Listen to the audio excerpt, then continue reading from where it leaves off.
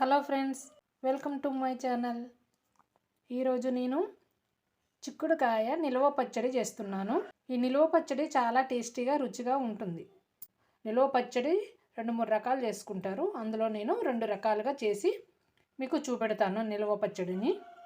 చిక్కుడుకాయలు చూడండి, చిక్కుడుకాయలు తీసుకొని శుభ్రంగా కడిగేసి చుట్టూ నార తీసేసుకొని చివర్లు ఇలా కట్ చేసుకొని నేను పక్కకు పెట్టేసుకున్నాను. ఈ చిక్కుడుకాయలు ఇంట్లో చిక్కుడుకాయలు, గింజ ఉన్న చిక్కుడుకాయలు అయితే బాగుంటుంది పచ్చడికి.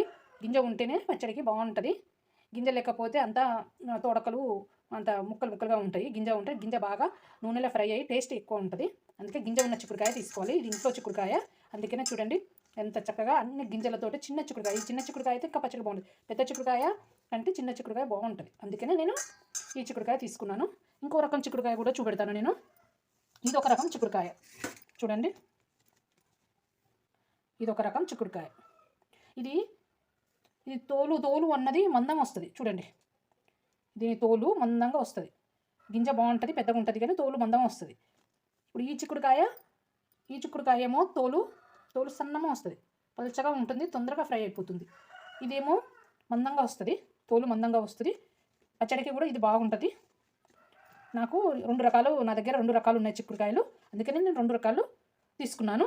అందుకే ఇది వేరు పెట్టాను. ఇవి తొందరగా ఫ్రై కావు, ఎందుకంటే తోలు మందం ఉంటుంది కదా, అందుకే ఇది తొందరగా ఫ్రై కాదు. అందుకని ఇవి వేరుగా ఉంచాను. ఇది తొందరగా ఫ్రై అయిపోతుంది, టేస్ట్ ఎక్కువగా ఉంటుంది పచ్చడి, అందుకని ఇవి వేరే ఉంచాను. నేను 2 వేరు చిక్కుడుకాయలు, అలాగే 2 వేరు పచ్చళ్ళు, నిల్వ పచ్చళ్ళు చేసి వేరు తీరులో నిల్వ పచ్చళ్ళు చేసి చూపెడతాను. ముందుగా ఒక కడాయిలో నూనె తీసుకొని అందులో మనము నూనె వేడయ్యాక కొంచెం జీలకర్ర, అలాగే 2 ఎండుమిరపకాయలు, ఎండుమిర్చి, అవి కొంచెం దూరగా వేగాక నేను ఫస్ట్ చెప్పాను కదా కొంచెం మందంగా ఉన్న చిక్కుడుకాయ, ఈ చిక్కుడుకాయతోటి ఒక రకం రెసిపీ చేసి చూపెడతా. ఈ చిక్కుడుకాయతోటి ఈ తోలు మందం ఉన్న చిక్కుడుకాయను ఫస్ట్ నేను ఫ్రై చేస్తున్నాను. కొంచెం మెల్లగా వేయాలి, చిటపట్లాడుతుంది.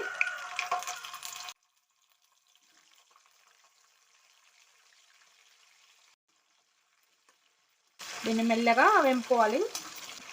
దీని తొక్క అన్నది మందంగా ఉంది కదా, కొంచెం మెల్లగా ఉడకాలి. మెల్లగా ఉడుకుతూనే అప్పుడు తోలు పచ్చిదనం అన్నది పోతుంది. పచ్చిదనం పోతేనే మనకి రుచి వస్తుంది. లోపల గింజ కూడా ఉడకాలి కదా, మనం గింజని అన్నది మనం తీయకుండానే ఇలా కాయలోనే ఉంచేసి మనం ఫ్రై చేస్తున్నాం కదా, కాబట్టి లోపల గింజ కూడా ఉడికేదాకా మనం మెల్లగా ఉడికించుకోవాలి. మంట లో ఫ్లేమ్లో కాకుండా మిడిల్లో పెట్టేసుకోవాలి. హై ఫ్లేమ్లో ఉంటే కూడా మాడిపోతుంది, తొందరగా ఫ్రై అయిపోతుంది, కానీ లోపల గింజ అన్నది ఉడకదు.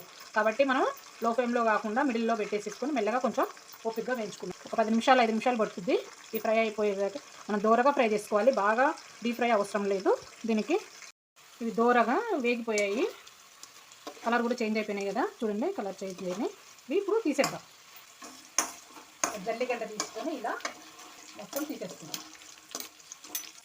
ఇవి మంచిగా పచ్చిదనం పోయేదాకా మెల్లగా దూరగా ఈ విధంగా వేపుకోవాలండి. ఇలా వేగుతూనే పచ్చడి కూడా ఖరాబ్ కాకుండా ఉంటుంది. పచ్చిదనం ఉంటే పచ్చడి ఖరాబ్ అయిపోతుంది. ఒక కడాయి తీసుకొని అందులో కొన్ని నూనె వేసి కొన్ని పోపు దినుసులు వేసుకుందాం. అందులో కొంచెం కరివేపాకు, చూడండి ఇది చింతపండు గుజ్జు. ఈ పచ్చడికి చింతపండుతో చేస్తారు. ఇది నిల్వ పచ్చడి, 6 నెలలు అయినా సరే ఖరాబ్ కాదండి. నిల్వ పచ్చడి ఇది చింతపండు నేను నానబెట్టేసుకుని గుజ్జు తీసి పక్కన పెట్టేసుకున్నాను ముందే. ఈ చింతపండు గుజ్జుని ఈ నూనెలే వేసేద్దాం. దీని పచ్చిదనం పోయేసి దీంట్లో ఉన్న వాటర్ మొత్తము పోవాలి. నూనె అన్నది పైకి వచ్చేసి చింతపండు పచ్చిదనం అంతా పోయేసి ఫ్రై అయినట్టు మనకి ఉడికిపోవాలి. మనం పచ్చడి అన్నది నిల్వ ఉంటుంది, లేకపోతే పచ్చడి ఖరాబ్ అయిపోతుంది. ఉడుకుతూ ఉన్నప్పుడు ఇలా మధ్యలో కలుపుతూ ఉండాలి, లేకపోతే మాడిపోతుంది. చింతపండు మాడిపోకుండా మనం కొద్దిగా సిమ్ములో పెట్టేసేసుకొని కొంచెం మెల్లగా ఉడికియాలి. అడుగు అంటకుండా మాడిపోకుండా చూసుకోవాలి. నూనె మొత్తం పైకి తేలింది, చింతపండు ఉడికిపోయింది చూడండి, ముద్దలాగా అయిపోయింది. నూనె మొత్తం పైకి వచ్చేసింది. నూనె పైకి వచ్చింది అంటే చింతపండులో వాటర్ అంతా అయిపోయింది అని అర్థం. మనం ఎప్పుడైనా గుర్తుపెట్టుకోండి. ఇప్పుడు మనం ఇందులోకి కొంచెం పసుపు వేసుకుందాం. కొంచెం పసుపు వేసి స్టవ్ బంద్ చేసేద్దాం. ఈ వేడికి పసుపు అన్నది కొంచెం కలర్ మారకుండా ఉంటుంది, బాగుంటుంది. 2 స్పూన్ల ఉప్పు, కారం 2 స్పూన్లు, 1/2 స్పూను మెంతు పొడి, 1 స్పూను ఆవాల పొడి, కచ్చా పెచ్చగా దంచుకున్న వెల్లుల్లి రెబ్బలు. వెల్లుల్లిపాయలు తినాలనుకుంటే ఎక్కువైనా వేసుకోవచ్చు. ఈ వేడికి కారమును ఈ వేడికి ఉడికిపోతుంది. బాగా వేడిగా ఉన్నప్పుడు వేస్తే కారము మాడిపోతుంది, పచ్చడి టేస్ట్ అన్నది పోతుంది. అందుకనే నేను స్టవ్ బంద్ చేశాను. ఇప్పుడు ఇందులో ఇంతకుముందు మనము ఫ్రై చేసి పెట్టుకున్నాక చిక్కుడుకాయలు ఇవి ఇందులో వేసేసుకుందాం. ఇక వేసుకొని మొత్తము ఇలా కలిపేసుకోండి. ఇవి 1 రోజు 2 రోజులు ఆగాలి. ఆగితే ఏమవుతుందంటే చింతపండు పులుపు అన్నది ఈ చిక్కుడుకాయ గింజలకి, చిక్కుడుకాయలోకి ఉప్పు, కారము, చింతపండు పులుపు ఇవి అన్నది ఇందులోకి సరిపోతుంది. పోయి ఆయిల్ పైకి వచ్చేస్తుంది. చూడండి, ఇప్పుడు ఇది 1 రోజు 2 రోజులు మగ్గాక తింటే చాలా రుచిగా ఉంటుంది. దాంట్లో ఒక గాజు సీసాలో కానీ ఒక గాజు జాడీలో కానీ వేసుకుంటే మనకి పచ్చడి 6 నెలలు దాకా ఆగుతుందండి. ఇది ఒక రకమైన చింతపండు వేసిన ఇది ఒక రకమైన చిక్కుడుకాయ పచ్చడి అండి. ఇది ఇంకో రకము, నేను ఇంకో రకం కూడా చూపెడతాను. ఇప్పుడు మనం ఇవి ఉన్నాయి కదా, ఈ చిక్కుళ్ళు వీటిని ఫ్రై చేసేసుకుందాం.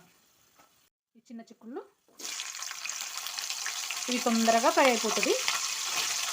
ఇవి కూడా అంతే అండి, కొంచెం మెల్లగా సిమ్లో పెట్టేసి మంచిగా మిడిల్లో పెట్టాము. సిమ్లో కాదు, మిడిల్లో పెట్టేసి ఫ్రై చేస్తాము. ఇవి కూడా అలాగే దానిలాగానే వీటిని కూడా మనం దూరగా వెంపేసుకుందాం. ఇవి కూడా దూరగా ఫ్రై అయిపోయినాయి కదా, లోపల గింజ ఉడికే విధంగా మెల్లగా చక్కగా ఫ్రై అయిపోయింది. ఇప్పుడు ఇందులో మనము కొంచెం కరివేపాకు వేసేసుకుందాం. కరివేపాకు పచ్చిదనం పోయాక మనం వీటిని తీసి పక్కన పెట్టేసుకోవాలి. కరివేపాకు ఫ్రై అయింది కదా, పచ్చిదనం పోయింది కదా, ఇప్పుడు తీసేసుకుందాం.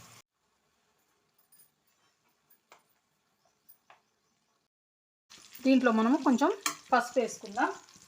ఇందులో ఒక 3 స్పూన్ల కారము అవసరాన్ని బట్టి వేసుకోండి.